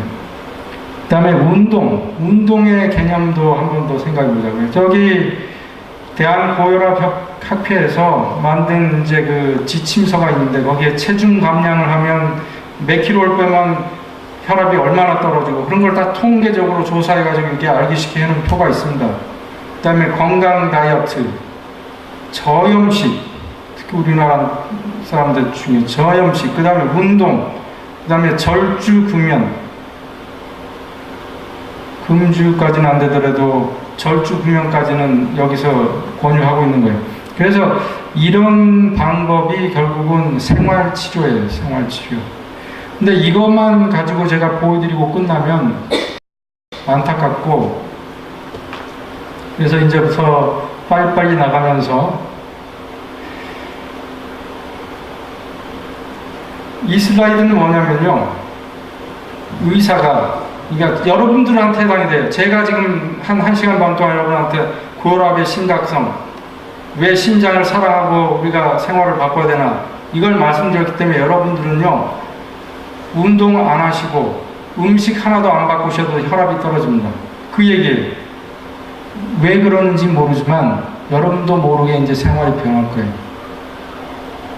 그만큼의 변화도 이만큼의 혈압의 변화를 가져온다는 얘기예요. 아시겠어요? 그만큼 우리가 무관심했기 때문에 그 정도도 안 떨어진 거예요, 혈압이. 체중 감량, 당연히 체중 감량하면 떨어지는데 왜 체중을 감량하면 떨어져요? 저 이 호수에서 여러분들 물을 더 많이 보내려면 입구를 쪼이죠. 그러면 이 호수 안에 압력은 올라가요? 떨어져요? 올라가죠. 그게 고혈압 아니? 혈압? 그러니까 살이 찐다는 거는 그만큼 심장에서 멀리 피를 모세혈관을 통해서 많이 돌려야 돼요. 그죠? 그럼 뭐 심장도 힘들고 혈압도 올라갈 건 뻔하죠.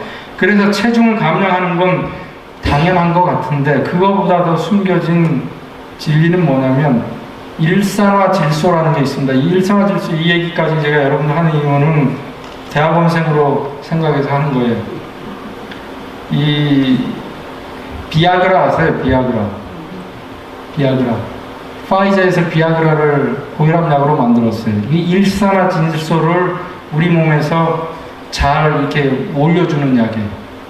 그럼 일산화질소가 무슨 일을 하냐면 혈관을 탄력성을 일으키고 이렇게 늘어나게 해줘요. 혈관이 말랑말랑해 해줘요. 참 중요한 엘리먼트인데 그걸 했더니 이상하게 뭐 돼서 그쪽으로 약을 파는 게 더 돈 많이 번다 해서 그렇게 바뀐 약 아니. 어쨌든 일산화질소가 체중을 감량하면 비례해서 일산화질소의 양이 몸에서 많아진다는 거예요. 그러니까 혈압의 탄력성이 붙는 거예요. 그냥 단순히 그런 이 물 주는 호수의 압력을 줄여주는 것 정도가 아니란 얘기예요. 혈관의 탄력성을 복원해 준다는 거기 때문에 살 빼는 거는 그만큼 어마어마하게 중요한 이유가 있어요. 운동하면 왜 혈압이 감소할까요?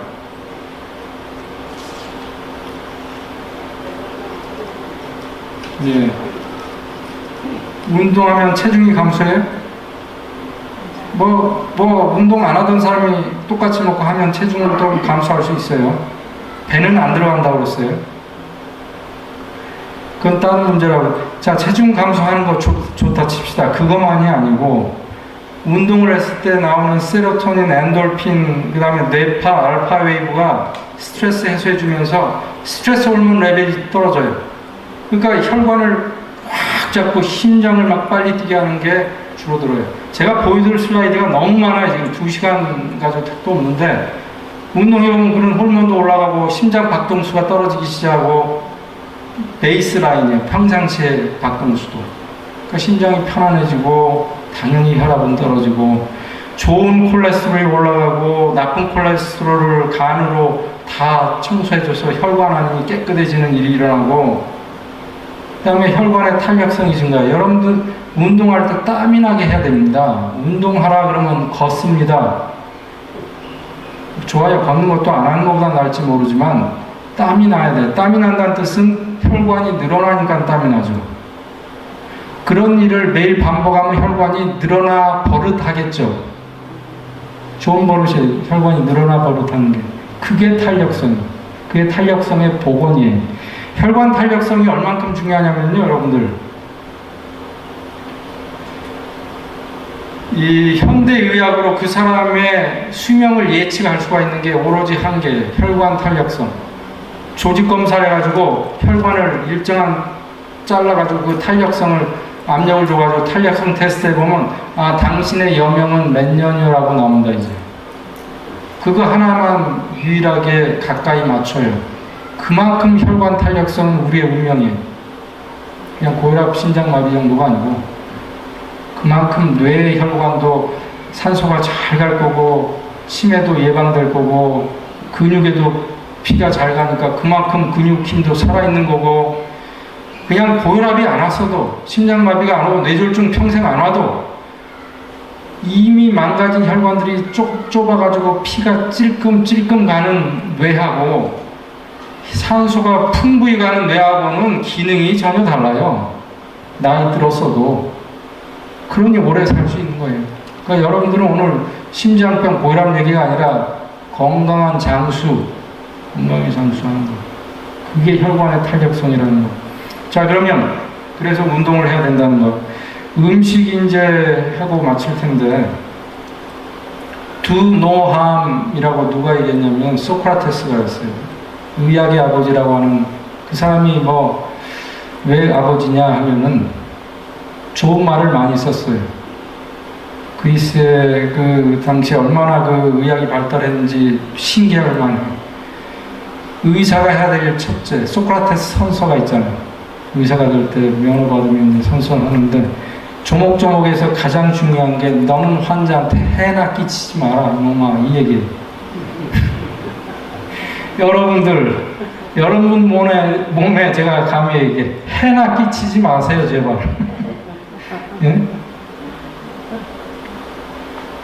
거기에 첫 번째가 소금입니다. 소금은 극약으로 분류되어 있어요. 소금은 전혀 안 먹어도 상추 하나에 있는 소금의 양만 해도 우리 몸은 돌아가는 걸로 되어 있어요. 소금을 먹는 이유는 딱 한 가지, 이제는 맛밖에 없어요. 간밖에. 맛. 이제는 냉장고도 있어서 옛날처럼 면분으로 해야지만 저장되고 이 생활이 유지되고 그게 아니니까 오로지 맛 때문에 소금을 먹어요. 근데 문제는 소금은 먹으면 먹을수록 내성이 생겨서 미각 5가지 중에 이 짠맛만 내성이 생겨서 계속 더 먹게 돼 있어요. 또 한국 음식은 그 여성들이 쿠킹하면서 입맛으로 간을 보는데 뜨거울 때는 혀가 감각이 없어서 더 집어넣고 그 다음에 나이 들면서 또 감각이 떨어지니까 더 집어넣고 그 다음에 그러니까 내성이 생겨서 더 집어넣고 그리고 당신도 먹고 나도 먹고 우리 빨리 갑시다.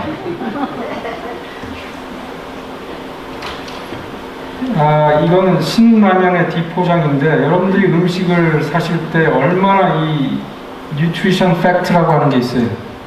의학자들이 도대체 국민들 생각에서 이거 알 권리를 줘야 국민들이 건강한 음식을 슈퍼에 가보세요. 수없이 진열되어 있는 똑같은 종류의 캔 뭐 이런 게 많잖아요.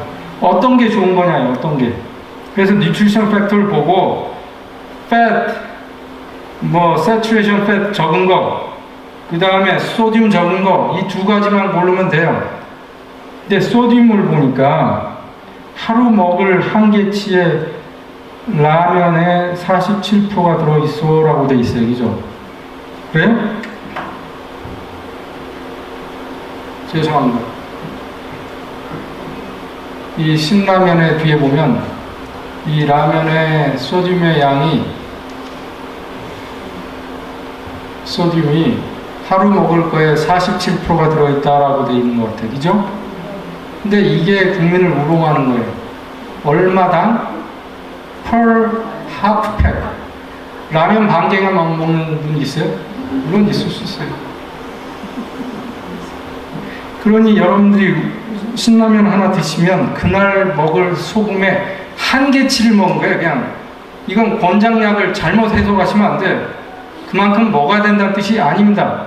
제발 먹되 그거 이상 먹으면 여러분들은 분명히 빨리 죽을 거고 신장 망가지고 콩팥 심장도 안 좋아지고 고혈압도 올 수 있어 라는 경고인데도 불구하고 신라면에 하루 먹을 게 다 들어있는데 거기다 김치도 먹고 그것만 먹고 하루 끝날래요? 그게 아니니까 우리는 평생을 그렇게 우리도 모르게 소금에 절여서 사는 거예요. 이 얘기하면 제가 또 한 2시간 더 필요한데, 그래서 여러분들 결론은 물을 달고 살아야 돼. 이걸 피할 수 없어요. 저희가 이걸 피할 수 없어요. 이것뿐만 아니에요. 그러니까 물을 끊임없이 먹어서 소듐을 계속 화장실 가기 귀찮아도 그놈들이 사랑스러운데 까짓건 내가 오줌 한 2번 더 싸지. 예?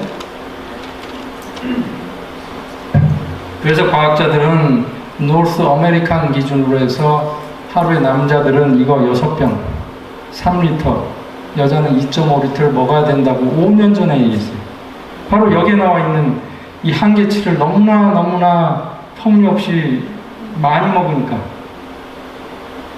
근데 여기에서도 한계치를 나라마다 다르게 잡아요. 다르게.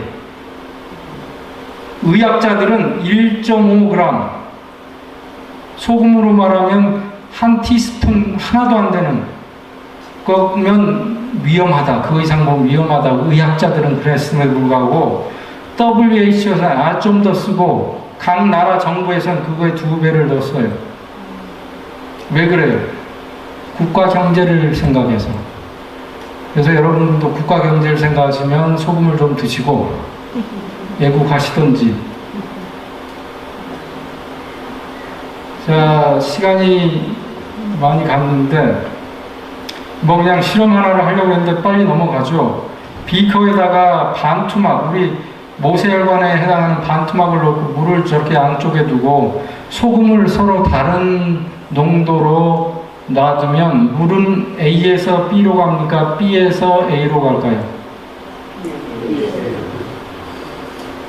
와, 뉴욕 시민들은 생물 공부를 시키나 보다.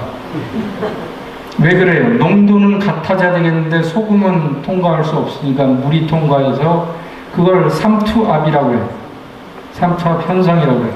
그게 바로 우리 몸에서 일어나는 모세혈관에서 일어나는 현상이에요. 모세혈관이 삼투막으로 되어 있고 모세혈관과 우리 피부나 조직인 오른쪽, 모세혈관 왼쪽에 그 사이에는 삼투막이 있어요. 여러분이 소금을 많이 드시면 모세혈관에는 소금량이 많아질 거고 그럼 조직에서 물이 혈관 쪽으로 들어가겠죠? 그렇죠? 실험한 대로. 그러면 어떤 일이 일어나요? 뇌는 짜부러지고 피부는 검버섯이 나고 렌즈는 백내장이 오는 거예요. 그게 백내장이에요. 햇볕이 백내장의 원인이라고요? 그렇죠. 햇볕에 나면 더 빨리 마르니까. 사실은 사실대로 얘기하자고요. 물을 안 먹어서 마른 거야, 렌즈가. 피부가 마른 게 검버섯이고. 자, 이렇기 때문에 우리는 소금은 먹어가면서 물은 안 마시는. 그래서 갈증센터가요, 나이가 들면 이제 50세가 넘으면 갈증센터가 없어요.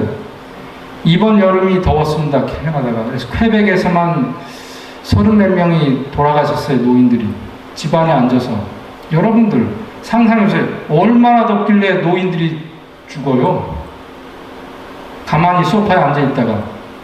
갈증이 안 오니까요, 이 피가, 그러니까 그 더우니까 이제 막 뭡니까, 땀으로 배출이 많이 되잖아요. 근데 갈증이 못 느끼니까 그냥 앉아서 TV 보다가 혈압이 떨어져서 그냥 졸려서 틀어서 자다 끝나는 거예요, 그냥. 그게 그렇게 죽는 거예요. 그만큼 갈증이 없다는 거예요. 어쨌든 이건 다 이제 어제 말씀드린 심바이오시스, 공생, 우리 몸에 있는 박테리아가 우리의 당뇨, 혈압, 기분 조절하는데, 여기 보세요. 고혈압 환자들의 대변을 채취해보면 정상인하고는 전혀 다른 균주들이 빨간색으로 표시된 균주들이 나와요. 정상인들은 이런 균주들이 있으면 고혈압 환자들은 저런 균들이 대장에서 나오더라 이거예요. 이게 세계 고혈압협회 학회지에서 15년에 발표한 거고, 존스 홉킨스 대학에서 예일 대학하고 손잡고 결론 내린 게 2013년도에 이미 대장에 있는 박테리아가 우리 혈압을 조정하고 있다라고 결론 내렸어요. 여러분들이 특히 여러분들 근처에 있는 대학에서 발표한 논문이니까 보여드리는데, 바로 이 두 가지, 특히 이 두 가지 박테리아가 고혈압과 관련이 있다라고 결론을 내렸습니다. 그 박테리아가 뭐냐면 제가 어제 보여드렸던 거에서 포뮬라를 먹은 아이들에서 생기는 박테리아와 커가면서 우리가 육식을 했을 때 생기는 박테리아 두 가지예요. 그러니까 고혈압은 분명히 박테리아가 일으키고 있어요. 물론 동맥경화와 관련해서. 그래서 우리가 먹을 때 제가 늘 보여드리는 창세기 1장 29절이야. 오늘은 다른 건데 한번 같이 읽어볼까요? 시작. 너희가 먹든지 마시든지 무엇을 하든지 다 하나님의 영광을 위하여 하라. 솔직히 제가 하나님의 영광을 위하여 하라, 이게 마음에 거스린 적이 있었어요. 내가 기쁨조가 되라는 뜻인가? 여러분도 그 생각 안 하셨어요? 솔직히 한번 얘기해보세요. 하나님의 영광을 위해서 살아야 돼요? 당연히 살아야 되는데 그 영광이란 게 뭔가? 제가 말씀드릴게요. 제가 이제 의대를 입학한 날 어느 날 밤에 동아일보사를 통해서 고려대학교 의대에 합격했다는 전화를 받아요. 그날 밤은 제가 잊지 못합니다. 저희 아버님이 저를 얼싸안았어요. 그 전화를 받고. 왜 아버지가 좋아하시죠? 그 다음 날부터 아버지는 한 달 동안 여기저기 불러다니면서 통례, 자네 아들 뭐 의대 합격, 됐지. 의기양양해가지고 다니시는 거예요. 아버지가 의대 입학한 게 아니고 내가 했는데 나는 그날 밤 자고 나니까 무덤덤해지더라고요. 될만 하니까 됐겠지. 이제 의대 가면 뭐 해야 되나 이 생각하고 있지. 뭐 내가 뭐 어디 가서 의대 합격했어 하고 제가 막 손들고 다니겠어요? 아버지는 그러시더라고요. 왜 그래? 왜 그래요? 아버지가 저를 사랑하니까. 사랑하는 아들이 잘 될 것 같으니까 너무 신이 나잖아요. 그게 아버지한테 영광이 간 거예요. 자식으로서. 그죠? 하나님한테 영광이 왜 가요? 하나님이 우리에게 주신 그 치유인자를 잘 이용해서 우리가 건강하게 살면 하나님이 얼마나 기분이 좋으시겠어요? 그게 하나님의 영광이에요. 무슨 뭐 기쁨 조가 따로 있어요? 우리가 잘 되는 게 그분의 영광이다. 그래서 우리가 이런 얘기를 들으면 이게 바로 창세기 1장 29절하고 똑같은 맥락이에요. 그분이 먹으라 한 거를 부모가 자식들 잘 키워봤으니까 아시죠? 솔직히 야 이건 하지 말고 이거 해. 힘들어도 해. 참고 그놈이 막 힘들어하는 거 알지만 속으로 이놈아 조금만 참아라. 너 좀 있으면 잘 되는 거 네가 좋아할 거다. 우린 알아요. 얘는 힘들어서 투덜거려도 조금만 견뎌봐. 그리고 이놈이 딱 그걸 통과해서 아빠 시키네 했더니 잘 되대. 얼마나 기분이 좋아요. 그게 나한테 영광인 거예요. 그게 하나님의 영광인 거예요. 고혈압 환자들이 생각을 바꾸면 어떻게 되는지 제가 보여드릴게요. 제가 고혈압 환자들을 보면은 이런 욕을 합니다. 혈압을 알아야 되겠으니 집에 가서 혈압을 매일 재오시오. 집에서. 그랬더니 하나같이 이런 식으로 재와요. 몇 월 며칠 얼마 몇 월 며칠 얼마 축축축축. 이거 여러분들 보시면서 왼쪽 편과 오른쪽 1월달과 2월달 중반의 혈압을 한번 자세히 보세요. 어떻게 변했나. 130, 140, 129, 130 얼마 나던 게 2월달로 가면서 슬슬 120에 로어 쪽, 110에 하이 쪽 막 이렇게 내려간 텐던시가 보이죠? 왜? 이건 통계 처리 제가 안 했습니다만 제 느낌은 매일 확인해요. 그 환자한테 하나, 그 환자한테 제가 물어봐요. 당신 이것 때문에 약은 분명히 시작 안 했죠, 아직. 그걸 컨펌하기 위해서 제가 이걸 가져오라고 그러는 아무것도 달라진 게 없음에도 불구하고 혈압 재는 거 하나 가지고도 그분의 생각이 마인드 컨셉이 달라져요. 그래서 그만큼 혈압의 변화가 와요. 그러니까 여러분들은 오늘 강의 들은 것만으로 집에 가서 잊고 사셔도 혈압이 달라집니다. 강의 때문에 10 정도 떨어지고 5 정도는 떨어지고. 그러니까 그만큼 우리가 얼마나 성의를 보이느냐는 우리 뇌에 영향을 주고 그걸로 인해서 우리가 미국 정부에서 이렇게 이거 먹어라 저거 먹어라 90년대 초부터 아시잖아요. 밸런스드 다이어트. 그러니 고기도 먹고 우유도 3컵씩 애들은 먹어야 되고 이래가지고 지금 미국이 이렇게 된 거예요. 이렇게. 그랬더니 미국 정부가요. 이 피라미드에다가 계단을 만들어 놨어요. 그래서 이게 두 번째 권장 음식에다가 피라미드에다가 계단 만들어 놓고 여러분들 잘 먹여놨더니 이제 운동 안 해가지고 이렇게 됐어 하고 국민한테 전가했어요. 이 사이에는요 영양학자들부터 나서가지고 대정부 질문도 보내버렸어요. 당신들 고기 먹게 해가지고 국민이 다 죽어가는데 무슨 짓을 하고 있느냐. 당신들이 무슨 일을 하고 있는지 모르느냐. 돈 가지고 정치인들 표 살려고 축산업에 표 살려고 이렇게 해놓고 이렇게 됐는데 해가지고 얼마나 많은 논문들이 나오는지 몰라요. 그 결과 이 포스터가 작성이 됐어요.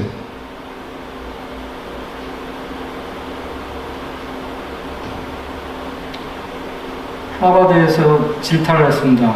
저 포스터가 나오고 나서 우리는 이제 영원히 기회를 잃을 것 같다.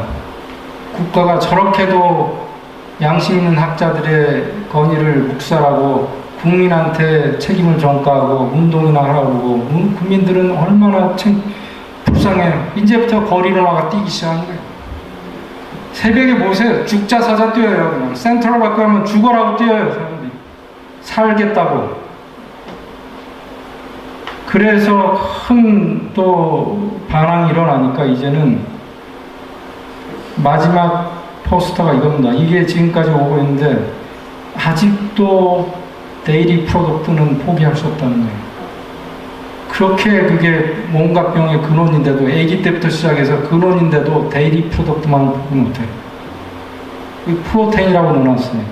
꼭 4분의 1쯤은 먹으시오 하는 것 같죠. 여러분들 프로테인 하면 뭐가 생각이 나요? 고기죠. 이제는 알아요. 정부들도. 우리가 고기 먹으라고 안 해도 프로테인 드세요 그러면 고기 먹을 거라는 걸 알기 때문에 자신 있게 프로테인으로만 쓰기로 했어요. 그리고 영양학자들은 그래요.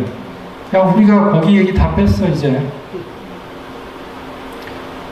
세상에 믿을 누구 하나도 없죠. 건강에 관한 한 정부를 믿으면 안 됩니다. 제가 반정부 운동하는 게 아니고 정부는 정치인들이 나라 살림을 위해서 있는 거지. 여러분들 개인의 건강을 책임질 사람 아무도 없어요. 의사도 없어요. 거기에 기대하시면 안 돼요. 구글에 기대하셔도 안 돼요. 이 논문이 적나라하게 미국의 카디올로지, 우리 이장로님 아들이 카디올로지스인가 하는데 심장 내과 의사들 협회에서 만든 논문이에요. 그러니까 뭐냐면 이게 정부에서 푸드 피라미드를 만들고 개혁을 했음에도 불구하고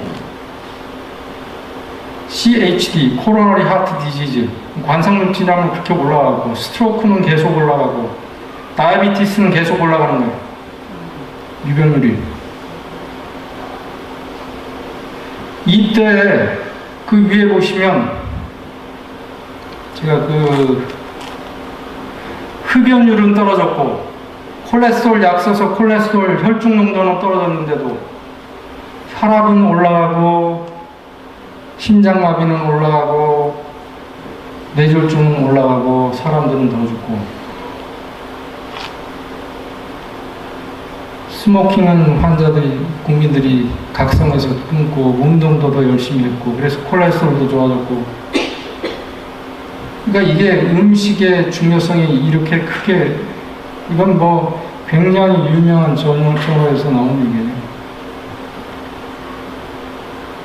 클린턴 얘기를 제가 하려고 했는데 클린턴이 대통령 잘 아시죠? 심장 수술 몇 번이나 하고 스텐트도 몇 개씩 집어넣고 그 사람 대통령이 아니었으면 이미 죽었어요. 대통령이고 전직 대통령이니까 살았죠. 힐러리 덕에도 살았겠지만 이 대통령이 자기가 나중에 이 논문집을 보고 인생을 바꿨다고 고백했어요. 뉴욕타임즈. 요새 클린턴 보면 대학 시절의 몸매로 돌아갔습니다. 힐러리 선거 유세할 때 뒤에 나오고 제가 유심히 봤어요. 대통령 때 몸매가 아니에요. 완전히 이 사람은 계란도 안 먹고 완전한 비건이 됐어요. 이 차이나 스타디를 여러분들 한번 읽어보십시오. 이거는 이 코넬 대학을 중심으로 해서 영양학자들이 저명한 의학학자들이 이걸 미국에서 실험하겠다고 그랬더니 국회에서 반대했어요. 너희들은 미국 영역 어디에서도 이 실험은 안 된다. 왜요? 이걸 하면 분명히 고기를 먹으면 안 된다는 결론이 나올 걸 알고 이 사람들이 중국으로 쫓겨가서 거기서 한 거예요. 그래서 20년 동안 중국 사람들 대상으로 고기를 먹는 사람, 안 먹는 사람, 우유를 먹는 사람, 안 먹는 사람으로 나눠서 거기에 각종 암들, 성인병, 심장마비, 당뇨 생기는 거를 구분을 해봤더니 결론이 그래요. 너무 차이가 나서 이건 통계 처리할 필요도 없다. 제가 사실은 이 차이나 스타디를 읽고 나서 성경을 보게 됐어요. 그렇게 확실한 얘기가 성경에 이미 있었구나. 그래서 사실 그때도 성경 다시 읽었습니다. 뭐 그런 논문을 제가 대려면 옥스퍼드에서도 따로 했고, 아까 말씀드린 그 유로피안 스타디 10개국에서도 했고, 이것만 보여드리고 끝내겠습니다, 여러분들. 이거는 로마린다 대학에서 이 캘리포니아주에 있는 SDA 처치 멤버들을 상대로 설문조사를 했어요. 그리고 그 사람들의 피도 뽑고 그 사람들을 데려다가, 이건 정신적인 문제, 물론 이제 뭐 나머지 신체적인 문제는 이미 끝난 얘기고, 과연 고기를 먹었을 때 정신적으로 같은 SDA 처치 멤버들인데 긴장도, 우울감, 불안감, 뭐 이런 거, 앵글 컨트롤 이런 게, 피로감 얼마나 다른가. 그래서 이 논문을 서론을 읽어보면 굉장히 논문의 퀄리티가 높다는 게 나와요. 왜냐하면 SDA 철치인들은 자기 식단이 변하지가 않아요. 웬만해서는. 오케이? 그렇기 때문에 스타디 퀄리티가 좋아요. 그 다음에 이 사람들이 이사도 잘 안 가요. 교회를 집단으로, 교회 매일 나오고 매주 나오고 하니까 설문자가 교회 가면 다 만나. 그러니까 이 앱센스율이 떨어져. 그러니까 설문조사하는데 매주 가면 매주 그냥 거기서 지난주에 응급실 간 적 있으세요? 혹시 고혈압 진단 그동안 받았어요? 뭐 다 되니까 설문조사. 그러니까 리플라이율이 높아요. 그러니까 스타디 퀄리티가 어마어마하게 좋은 거예요. 그렇게 해서 했을 때 결론은 SDA 중에서도 고기를 그냥 조금 먹는 혼식자와 아예 안 먹는 사람하고에도 차이가 저렇게 나는 거예요. 엄연하게. 이렇게 해주니까 여러분들, 송 선생 당신은 고기 안 드셔 궁금하시죠? 저 옛날에 제가 심장외과라고 할 때는 누가 대접하면서 교수님 고기 안 드세요? 제 대답이 없어도 못 먹죠 그랬어요. 몇십 년 전에 한국에 있을 때. 그 다음에 지금은 어떻게 제가 하자면 주시면 먹습니다. 근데 저희 집에서 이제 고기를 사러 나가지 않아요. 코스코에 트리플 A 고기 산 적이 없어요 이제는. 일부러요? 아니요. 제가 그 도살장에서 살았었습니다. 주니어스 때 때는. 거기서 실험하느라고 그 동물들이 얼마나 극도의 긴장감을 주는지 아세요? 그걸 보면 과학자들이, 그래서 유럽 연합에서는요, 소고기의 스트레스 호르몬 양을 체크해서 통과를 시켜요. 그만큼 스트레스 호르몬이 있는 거예요. 그러니까 그 고기를 먹고 우울해지지 않으면 이상한 거죠. 그 고기 먹고 가슴이 뛰고 가끔은 어느 때는 불안감이 오고, 그게 당연한 거예요. 스트레스 호르몬을 먹었으니까. 한국 사람들 고기 먹어야 힘나죠. 그게 그거예요. 스트레스 호르몬. 화나면 힘이 반짝 나요, 안 나요? 그 힘이 건강한 힘이 아니에요. 그래서 고기를 먹으면 바로 힘나는 거예요. 그게 바로 스트레스 호르몬을 여러분이 드셨기 때문에. 팅나탕 스님이라고 있는데, 베트남의 그 스님이 The Anger라고 하는 책에서 한국말. 그 책 읽어보면 분노는 에너지다. 돌고 돈다. 아버지가 와이프한테 화내면 와이프는 참고 있다가 사소한 일에 애한테 짜증내고 애한테 화내고, 애는 풀 데가 없으면 밖에 나가서 싸우거나 아니면 우울증에 빠지고, 화는 돌고 돈다.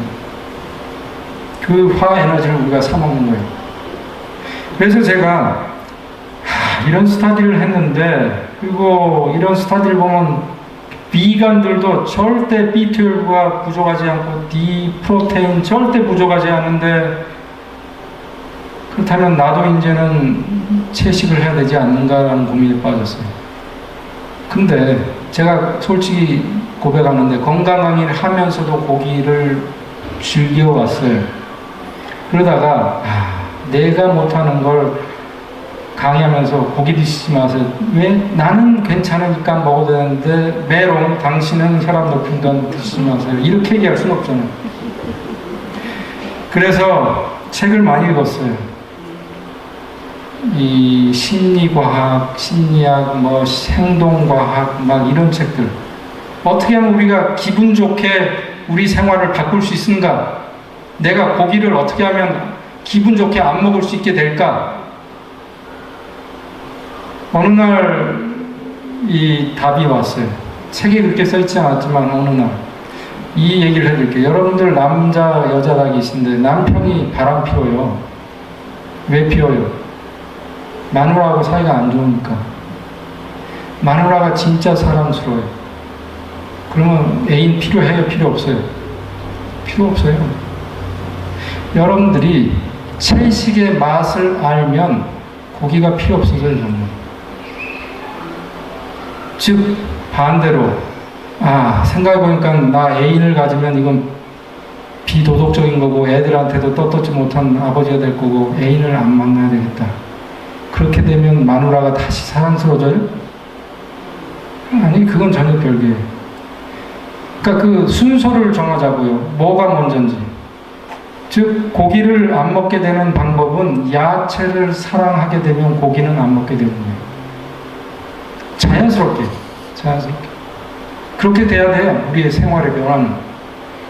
뭐 돌을 닦는 것처럼 참고 고기 먹는 사람 보면 벌레 보듯이 쳐다보고 그게 아니에요. 안 먹는 사람의 편안함, 선택의 자유 그런 생각에서 고기 먹는 사람을 저 사람은 내가 알았던 걸 아직 모르는구나 그런 거지. 예? 고기 먹으면 믿음이 없고 아이고 아직도 신앙의 수준이 그거라고 생각하는 그런 게 아니고, 그죠? 그러니까 이 야채를 먹으면서 오는 그 즐거움을 오래 씹었을 때만이 알 수 있어요. 그래서 우리가 우리 몸에 속해 있는 치유인자도 알지만 우리 몸 밖에 주신 치유인자도 알고 그걸 즐겨서 건강해지면 여러분들 그것처럼 즐거운 게 없고 행복한 게 없어요. 여러분들이 그걸 느끼셔야 알아요. 그래서 오늘의 시간이 오늘 많이 갔습니다. 무감식 속에 살다 보니까 이 혈압이 높은 줄도 모르고 죽어간다, 사람들이. 4명당 1명은 이 고혈압과 관련해서 죽어가더라.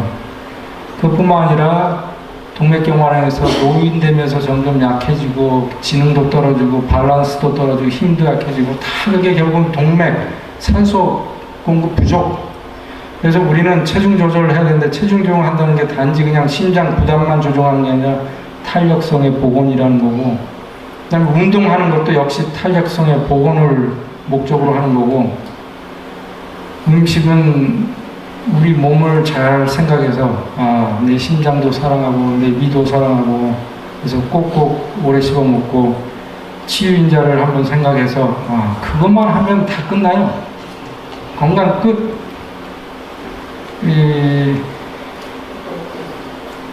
꼭꼭 씹어서 골잘 날줄 아시죠? 골잘 날줄. 골.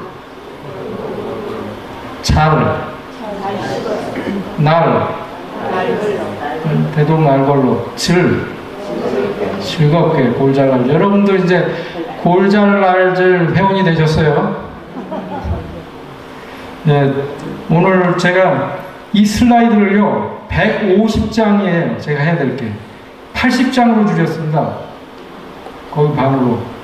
근데 줄이는 게 너무 힘들어요. 근데 할 얘기가 너무 많아요. 근데 끝까지 이렇게 늦게까지 경청해 주셔서 진짜 고맙고 감사합니다. 그러면 내일 뵙죠. 기도하고 마치도록 하겠습니다. 하나님 계신 하나님, 저희를 사랑하셔서 저희 몸에 치유인자를 씹어 놓으셨고 또 외부에 치유인자를 준비해 주신 것을 알 때 다시 한번 감사드립니다. 저희가 어떻게 하면 즐거운 마음으로 그런 인자들을 감사한 마음으로 누리고 살지를 이제 앞으로 깨우쳐 주시고 성령께서 저희들과 함께하여서 저희들의 생활을 지도하여 주시옵소서. 그렇게 함으로 저희의 생활이 행복하고 주변에 하나님의 사랑을 나눌 뿐 아니라 하나님께 영광 돌리는 우리의 삶이 되도록 축복하여 주시옵소서. 감사드리오며 예수님 이름으로 기도드렸사옵나이다.